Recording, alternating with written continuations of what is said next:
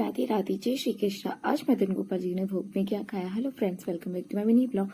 147 सुबह जल्दी उठते ही मम्मी जी बहुत जल्दी उठ जाती है क्योंकि वो जनगणना की ड्यूटी में जाती हैं। तो यहाँ पर देखो सिंबल लारा कहाँ घुस के बैठ गए थे। इन दोनों को पता नहीं क्या ही कबर्ड में बहुत ज्यादा मजा आता है, वहीं घुस के बैठ जाते, बस इन्हें ओपन मिल जाए। फिर उसके बाद मैंने खाना बनाया, अच्छी तरीके से पूरे बर्तन और किचन को अच्छी तरीके से क्लीन कर दिया था।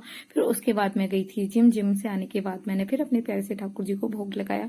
मम्मी जी उनको उठा के जाती है और सुबह की आरती वो करके जाती है। इतना सुंदर लग रहे थे क्योंकि मैं अपने बाबू को बहुत ही कम कपड़े पहनाती हूँ क्योंकि गर्मी बहुत ज्यादा है। तो मैं उनको नेट का ऊपर से पटका उड़ा देती हूँ और नीचे उनको पजामा पहना देती हूँ, बिल्कुल लूज लूज से कपड़े उनको पहनाती हूँ। फिर उसके बाद मम्मी जी आ गई थी जनगणना की ड्यूटी करने के बाद। तो यहाँ पे मम्मी जी मदन गोपाल जी के लिए बहुत ही कुछ अलग सा लेके आई थी, वो आपको नेक्स्ट आगे पता चलेगा। फिर उसके बाद मैंने मम्मी जी को खाना परस के दिया। फिर उसके बाद देखो मेरी लाडो रानी कहाँ बैठी है, ये पता नहीं कि उसकी इतनी गंदी आदत है, ये कोने में घुसने की बहुत आदत है। ये सेब के पीछे बैठी थी। फिर उसके बाद मैंने पूछा मम्मी जी ठाकुर जी का भोग कैसा है। मम्मी कह रही थी बहुत अच्छा है।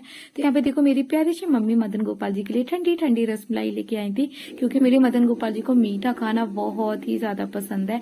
आप सभी ठाकुर जी का प्रसाद ग्रहण कीजिए। फिर उसके बाद यहाँ पे मैं चली गई थी लाइब्रेरी। तो मेरी मम्मी और मेरे भाई आए थे क्योंकि वो मार्केट जा रहे थे।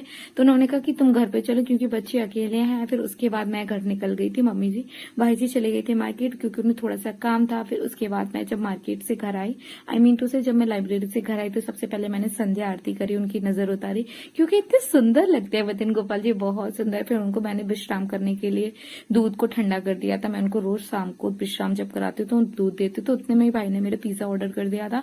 तो भाई कह रहे थे दीदी अभी मदन गोपाल जी को सुलाना मत, पहले हम लोग उनको पिज्जा भी खिलाएंगे। तो यहाँ पे मेरे भाई ने पिज्जा ले लिया था। फिर उसके बाद डायरेक्टली सबसे पहले ठाकुर जी के रूम में गया क्योंकि उन्हें पता था कि वो 9:30 बजे के बाद सो जाएंगे। तो सबसे पहले ठाकुर जी के पास लेके गया। भाई कह रहे थे दीदी प्लीज ठाकुर जी को जल्दी से भोग लगा दो तो मैं भी खाऊंगा। मैंने कहा नहीं मेरे ठाकुर जी धीरे धीरे खाएंगे क्योंकि ये रात्रि का भोजन है तो वो धीरे धीरे ही खाएंगे। फिर यहाँ पे देखो सबसे पहले 1 स्लाइस को मैंने अपने प्यारे से ठाकुर जी को पिज्जा खिलाया कि आप पहले भोग लगा लो, फिर आपके छोटे छोटे जो भक्तगण है वो प्रसाद को अच्छी तरीके से पाए।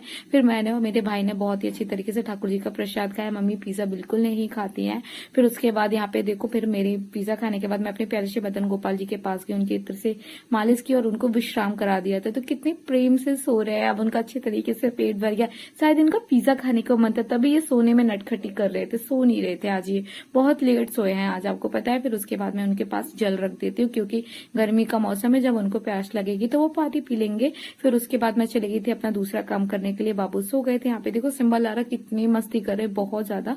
अगर आप चैनल पे नए हैं तो प्लीज सब्सक्राइब कर लेना। अगर आपको पसंद आया तो लाइक करना, प्रेम से बोलो राधे राधे जय श्री कृष्ण।